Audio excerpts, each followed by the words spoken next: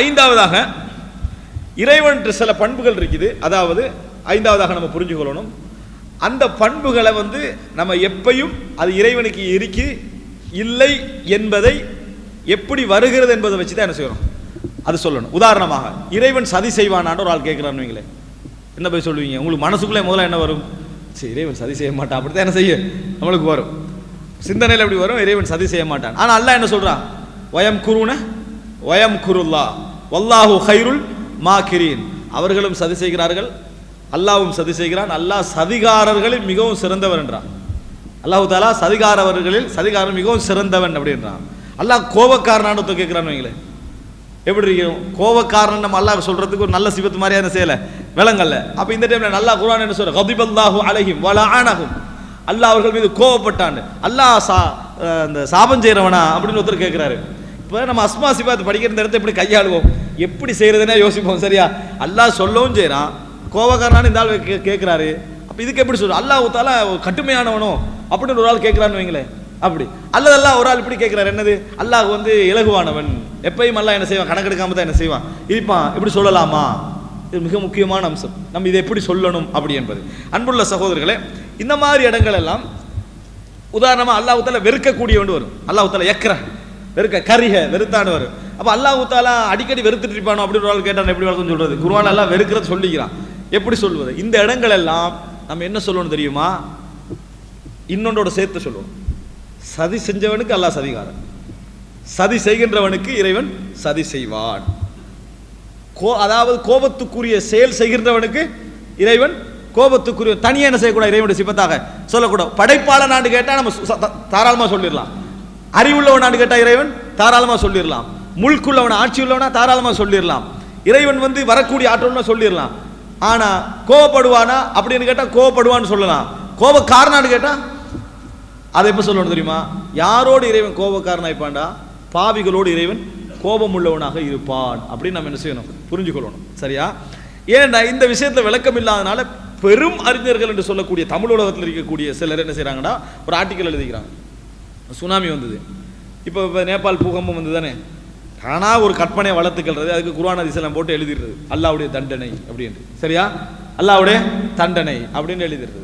நான் என்ன கேட்குறேன்னு சொன்னா, அல்லாஹ்வுடைய தண்டனை அல்லாஹ்விட்ட ஒரு நீதி இருக்குமா இல்லையா? முதல்ல அமெரிக்காவுக்கு வரணும். முதலாவது என்ன செய்யணும், அவன் செஞ்ச அநியாயத்தை விட இல்லைன்னா நம்ம எல்லா இடத்துலையும் பேசுகிறோம்.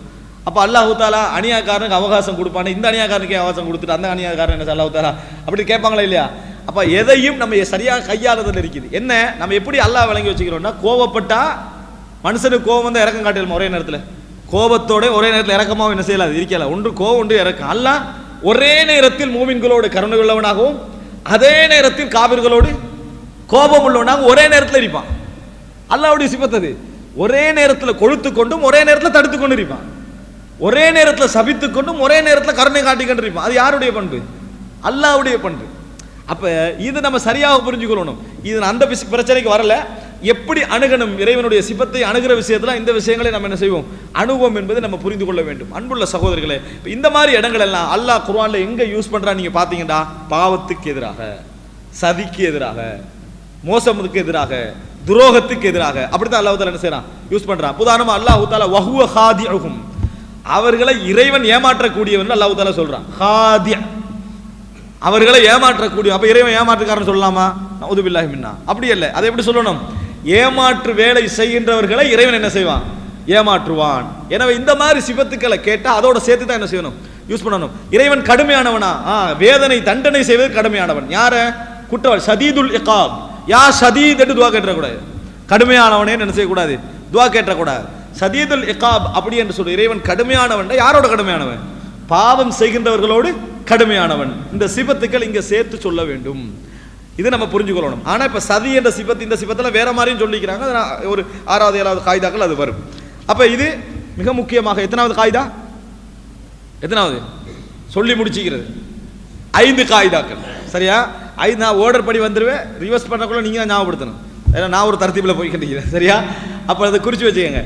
5 காய்தாக்கள். 5வது மிக முக்கியமான காய்தா, அல்லாஹு தஆலா எதையெல்லாம் அதாவது எதிரான சிபத்துக்களாக சொல்றானோ அது யார் அந்த சிபத்துக்களை செய்வார்களோ அவர்களோடு சம்பந்தப்பட்ட என்பதை புரிந்து கொள்ள வேண்டும். அடுத்ததாக அதாவது ஆறாவதாக இறைவனுடைய சிபத்துக்கள்ல நம்ம புரிந்து கொள்ள வேண்டிய மிக முக்கியமான ஒரு அம்சம் என்னன்னு சொன்னால், அதாவது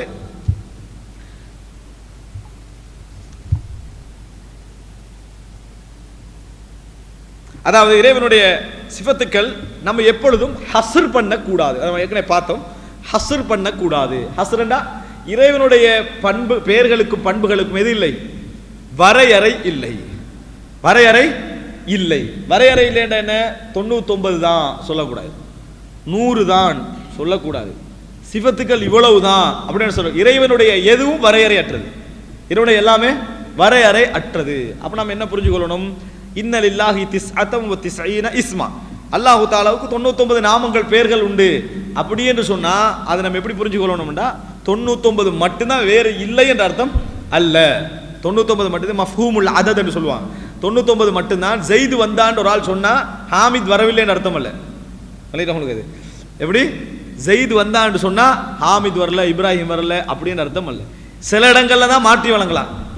சில இடங்கள்ல தான் போன 4 பேர்ல 2 பேர் மவுத் ஆகிட்டாங்கன்னா அடுத்த அர்த்தம், மற்ற 2 பேர் மவுத் ஆகலைன்னு அர்த்தம். இது எல்லா இடத்துலையும் விளங்க இயலாது. இது எல்லா இடத்துலையும் விளங்க முடியும். ஹாமித் வந்தான் அப்படின்னா மற்ற யாரும் வரலன்னு அர்த்தம் அல்ல. அந்த இடத்துல அப்படி என்ன செய்ய முடியாது, விளங்க முடியாது. 99 பேர்கள் இறைவனுக்கு உண்டு என 100 இல்லைன்னு அர்த்தம் அல்ல. 99 பேர் உண்டு.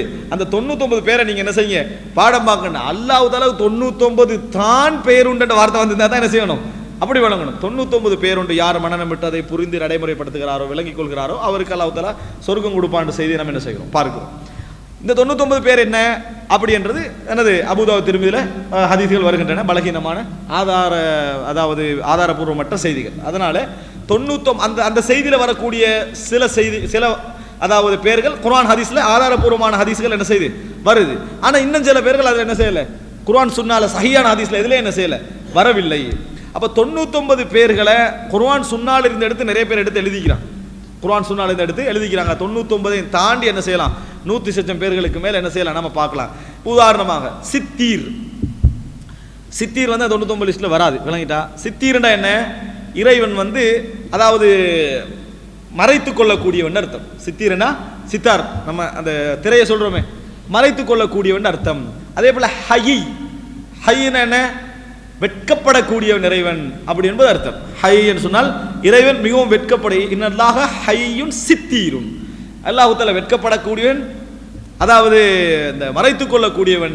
எனவே இறைவன் அடியார்கள் மீது அவர் ஹராம் செய்வதை பார்த்து மிகவும் ரோசப்படுகிறான். அப்படின்னா ரசூலுல்லாஹி ஸல்லல்லாஹு அலைஹி வஸல்லம் செய்றாங்க, அதை சொல்வதை நாம் என்ன செய்கிறோம் பார்க்கிறோம்.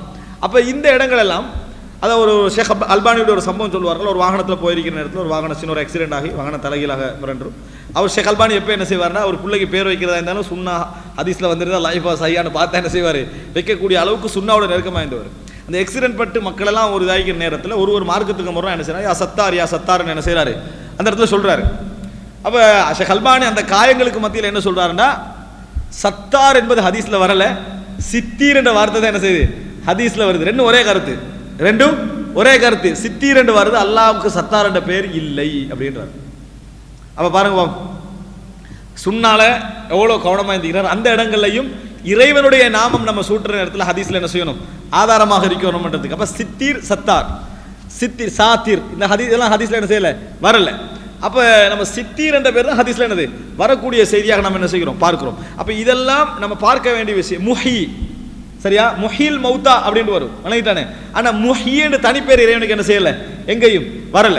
அப்ப அதனால இறைவனுக்கு என்னென்ன பேர்கள் நம்ம யூஸ் பண்ணிக்கிட்டு அதெல்லாம் ஹதீஸ்ல வாதான முதல்ல என்ன செஞ்சுக்கணும், நம்ம பார்த்து கொள்ள வேண்டும். அப்ப இந்த இடத்துல இறைவனுடைய வார்த்தைகள் ஹஸ்ர் இல்லை, வரையறை இல்லை என்பதை நம்ம 6வது காயிதாவா புரிஞ்சுக்கணும்.